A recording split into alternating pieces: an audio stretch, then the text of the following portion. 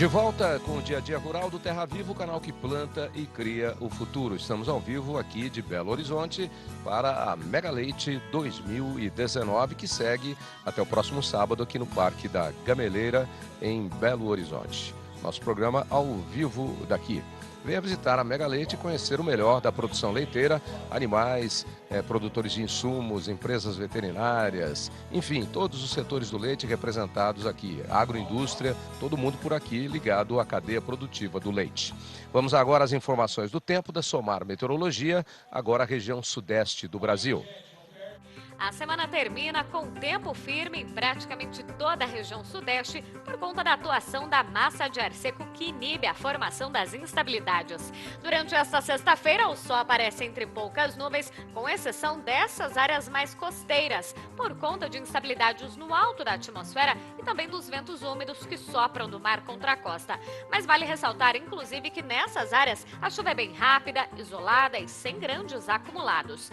Pela manhã, temperatura mínima de 13 graus em Belo Horizonte, à tarde 27 graus no Rio de Janeiro e 27 graus também em Vitória. Para os próximos dias, o tempo firme ainda deve predominar em grande parte do sudeste. Chove somente nessas áreas entre o Rio de Janeiro e Espírito Santo, mas os acumulados devem ser inferiores a 5 milímetros, que, lembrando, são distribuídos em 5 dias.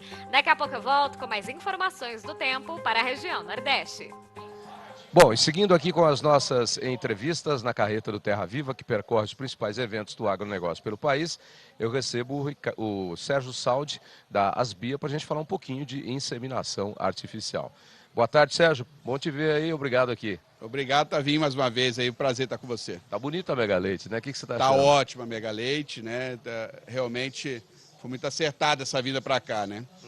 O movimento é muito grande, lógico, também está num grande centro, né? Fácil acesso, então isso ajuda bastante. Legal, vamos falar um pouquinho de inseminação.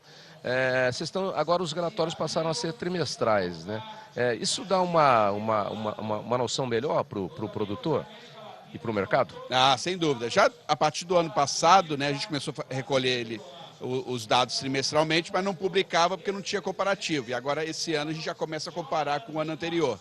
Então, esse é o primeiro trimestre que a gente apresenta a evolução do mercado em relação ao primeiro trimestre de 2018, que ajuda muito a você já enxergar as tendências. Você comparava ano a ano, mas aí muda muito de um trimestre para o outro. E agora você tem esse comparativo, que é primeiro trimestre de 2019 comparado com 2018. Você vai divulgar os dados em primeira mão aqui para a gente, ou pelo menos dar início à divulgação dos dados. Exatamente. O que é que a gente tem de mudança aí, por exemplo, no gado de corte? Bom, e aí, justamente, já vem com notícia boa, né? Lógico que é o retrato de um primeiro trimestre que a gente tem que falar, né? Mas já mostra uma tendência. O mercado de corte, de genética de corte, cresceu 17% nesse primeiro trimestre. Muito bom, muito bom. Depois quero que você faça um outro comparativo, porque 17% é um número grande, hein? É grande. Lembrando que a gente tem, estamos falando de janeiro, fevereiro e março, então a gente está pegando o final da estação reprodutiva, né, 18 e 19, isso mostra realmente uma tendência interessante, mas a gente vê, né, a gente vê muita procura por genética de qualidade, a gente vê que está tendo preço de bezerro, então isso estimula o criador a investir. Mas com sua experiência de mercado, na análise anual, como é que funciona? Há sempre um crescimento no primeiro semestre, uma queda no segundo, como é que é a média? No caso da pecuária de corte especificamente, a venda, né, ela é muito mais concentrada no segundo semestre. Então esse dado vem de uma forma alvissareira. Se realmente continuar essa tendência, e a gente agora tem pelo menos o iniciozinho desse início do segundo trimestre, né, com maio e junho, já indicando que está indo na mesma toada. Então, realmente, a gente enxerga o mercado de corte bem aquecido. E o gado de leite? O leite também cresceu 8%, também um número bastante interessante, e mostra que, a gente observa que o primeiro trimestre de 2018, o produtor de leite estava muito apertado com o custo de produção. Aquela época da alta do insumo, né? Isso, exatamente. Então, você vê que agora ele está respirando um pouco melhor e já está investindo em genética. E muito provavelmente a gente deve, se confirmar essa tendência, ter um salto ainda maior no segundo semestre, por causa da quebra que teve na produção o ano passado com a greve dos caminhoneiros. Mas, de modo geral, o mercado do leite na inseminação também se comporta como o mercado do gado, um movimento maior no segundo semestre? Não, o contrário. é que, na verdade, quando eu falei segundo semestre, eu queria dizer segundo trimestre. Trimestre, Trimestre. Tá. A divisão do mercado de leite é mais estável. Os trimestres são mais iguais, né? E quando eu falei da expectativa nossa agora de crescimento para o segundo trimestre, é porque o segundo trimestre, que foi abril, maio e junho, né, de 2018, em maio nós tivemos a greve dos caminhoneiros, que quebrou muito a produção de leite, né, e consequentemente o produtor parou de investir em genética. E aí talvez Esse apareça ano, um dado de forma positiva nesse a sentido. expectativa nossa é que esse ano, então, recupere essa queda aí. A que você acredita que se devem esses crescimentos? Fatores econômicos, credibilidade? Por exemplo, a gente tem ferramentas novas entrando aí na avaliação, a genômica, que agora acabou de entrar Sim. também no Girolando.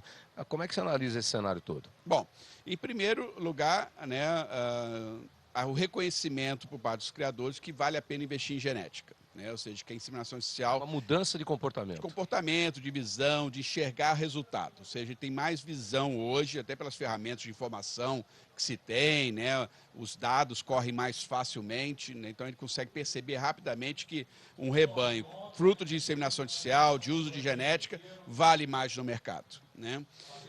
Esse é um ponto. Esse é o ponto. Os leilões têm um papel muito importante nisso, né? Você vê que os animais que vão ao leilão, grande parte deles são animais frutos de inseminação artificial, né? Nós tivemos recentemente o Mega Cruza, né? Acompanhado e trabalhado, e foi visto claramente a valorização do animal cruzado, né? Altíssimo nível, valorização bem maior, animais aí 30%, 40% acima dos animais puros. Mesmo sendo de qualidade. E no leite também, né? O produtor buscando maior produção, vacas mais longevas, e isso se consegue através de inseminação artificial. E eu acho que no leite, especificamente, já que nós estamos numa feira um evento de Girolando, você vai melhorando também a qualidade do leite no Brasil, que é um caminho que vem sendo buscado por autoridades sanitárias, por produtores, pela própria indústria que quer receber um produto melhor. Esse é um cenário que também ajuda a melhorar o rebanho. A indústria é fundamental, digamos, ela está na outra ponta da cadeia, né? O criador está de cá, a indústria de lá, e a indústria tem a demanda do consumidor, né?